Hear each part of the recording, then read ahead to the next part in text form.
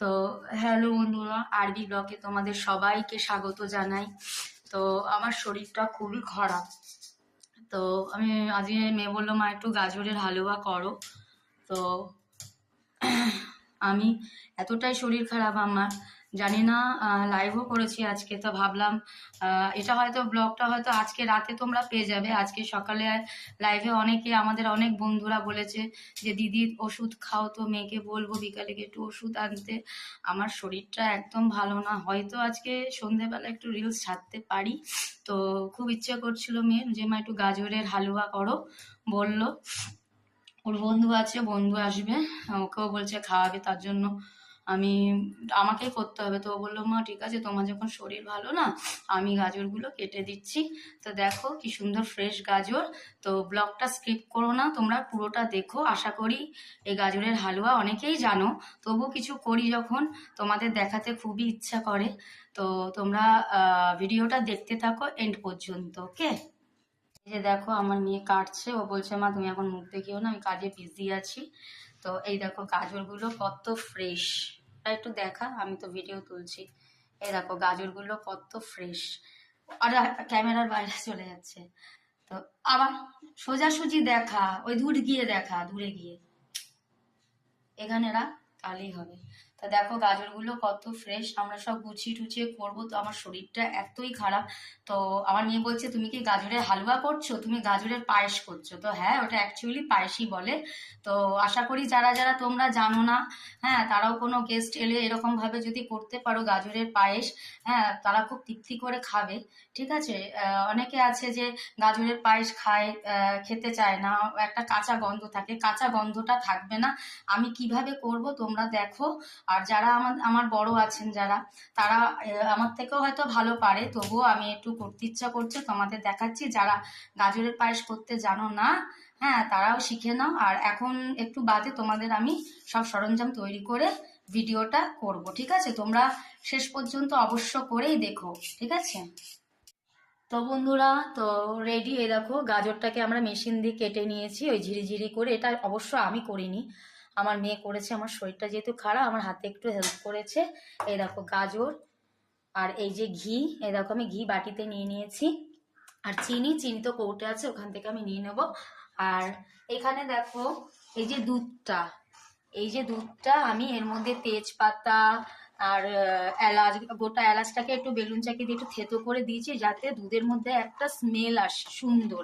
আর গাজরে যেন কাঁচা কাঁচা না গন্ধ না হয়, যেন কাঁচা দুধেরও তো একটা গন্ধ থাকে গাজরের সাথে। তো আমি প্রথমেই দুধটাকে আমি ভালো করে ফুটিয়ে নিয়েছি, ঠিক আছে। এই কড়াইয়ে ভালো করে আমি ফুটিয়ে নিয়েছি। এইবার আমি দুধটাকে একটা বাটিতে ঢেলে তারপর আমি কড়াইয়ের মধ্যে ঘি দিয়ে করব। তোমরা ভিডিওটা দেখতে থাকো। তোমরা এই দেখো কড়াইটা আমি এ, আস্তে করে দিলাম, এই ওভেনটা। এবার আমি একটু তেল, এই তেল বলছি, ঘি দেবো। ঘিটা দিয়ে করলে গাজরের পায়েসটা এত সুন্দর হয়, ঠিক আছে।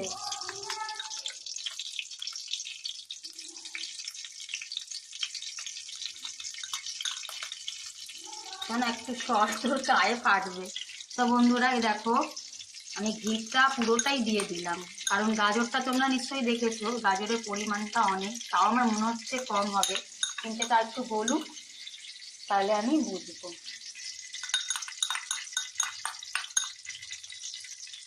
এই দেখো আমরা এটা দিয়ে দিলাম।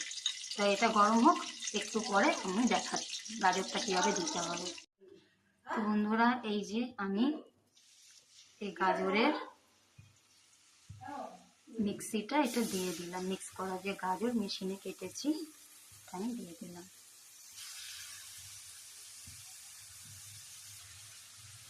তো দেখো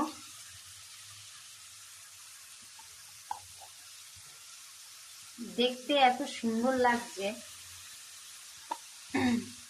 জানি না খেতে কেমন হবে। তো আমার বাবাও খুব খেতে ভালোবাসে এই গাজরের হালুয়াটা। আমার হাতে, যখন আমার বাবা সুস্থ ছিল, আমার বাবা কখনো মিষ্টি খেত না, জানো তো। তো একদিন দিয়েছি, খাবে না খাবে না করে রাতে অল্প একটু খেয়েছিল। তো পরের দিন আবার আমার মায়ের কাছে চেয়ে খেয়েছে। আমার বাবার এত ইগো বোধ ছিল না যে যেচে কোনোদিন কিছু খেত না। সেদিন বলছে আমার ছোট মেয়ে সেদিন বলছি মানে যেদিন মানে দিয়েছি তার পরের দিন বলছি আমার ছোট মেজে গাজরের পায়েস আর নেই, আমার ছোট মেজেটা রান্না করেছে দাও তো, ও মন খারাপ করবে এইভাবে চেয়েছে, ভালো লেগেছে সেটা বলেনি। তো বন্ধুরা এই দেখো এটাকে ভালো করে এর মধ্যে না যখন পায়েসটা হতো তোমাদের বলছি, এই যে আমি যে এই যে ঘি দিয়ে যে এই গাজরটাকে আমি এখন সাতলাচ্ছি, যখন ওই দুধটা দিয়ে দেবো এর ওপর কাজু আছে, কাজুটাকে না একদম মিহি করে গুঁড়ো করে যদি এর মধ্যে ছড়িয়ে দেওয়া যেত দারুণ টেস্ট হতো, দারুণ টেস্ট। তো আমার আর আনতে পারিনি, এত মাথায় থাকে না, তো আমার শরীরটাও ভালো না, মাকে বলতে ভুলে গেছিলাম। কিন্তু তোমরা যদি পারো কাজুটাকে একদম গুঁড়ো গুঁড়ো করে করে যখন ওই দুধটা দেবে ওর ওপর ছড়িয়ে দেবে, ফুটবে যখন, দেখো খেতে খুব টেস্টি হবে। তো আমি এই গাজরটাকে ভালো করে নেড়ে চেড়ে দুধ দিয়ে তোমাদের দেখাচ্ছি। আমি তোমাদের এটাকে সাথলে একটু নুন আমি ছড়িয়ে দিচ্ছি, কারণ একটু নুন না দিলে না জিনিসটাই টেস্ট হবে না। তো অল্প যত সামান্য একটু নুন দেব, ঠিক আছে।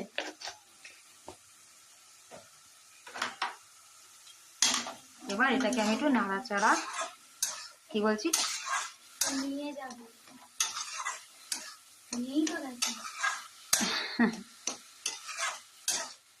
তো দেখো এটাকে একটু ভালো করে ভাজা ভাজা করবো, নাহলে একটা কাঁচা গন্ধ বেরোবে। এমনি আমাদের দেখো ওই যে দুধটা জাল দিয়ে রেখে দিয়েছি, দেখো সরও হয়ে গেছে, কারণ দুধটা খুব ভালো। আর হ্যাঁ আমি এখানে 1 কেজি দুধ নিয়েছি, ঠিক আছে, 1 কেজি দুধ দিয়ে এই গাজরের পায়েসটা করছি। এটা আমার বাড়িতে সবাই খেতে ভালোবাসে, সবাই। তো এটা একটুখানি একটু ভেজে তোমাদের দেখাচ্ছি। তো বন্ধুরা দেখো কালারটা এত সুন্দর হয়েছে, এই দেখো এটাকে এখন আমি মিহি করব, দুধটা আমি ঢেলে দিলাম, ভালো করে ভেজেছি যাতে তোমরা যখন দেখবে একটা হালকা স্মেল আসছে, হ্যাঁ তখন ভাববে পুরোপুরি গাজরটা তোমাদের ভাজা ভাজা হয়ে গেছে। আবার বেশি ভাজলে কিন্তু পোড়া পোড়া গন্ধ হবে, ঠিক আছে। তো আমি এখানে দুধটা ঢেলে দিয়েছি, এই দেখো কালারটা কি সুন্দর এসছে। তো এটা ফুটতে থাকুক, তারপর আমি চিনি দিয়ে দেবো, ঠিক আছে। তো বন্ধুরা এই দেখো কালারটা একটুখানি ঘন আরেকটু করতে হবে, চিনি দিয়েছি, তোমরা পরিমাণ মতো চিনিটা দাও, কেউ চিনি বেশি খাও পায়েসে, কেউ একটু কম খাও। তো আমি আমার পরিমাণ মতো আমার ফ্যামিলি চিনি দিয়েছি, কিন্তু দেখো কালারটা খুব সুন্দর এসছে, ঠিক আছে। এই দেখো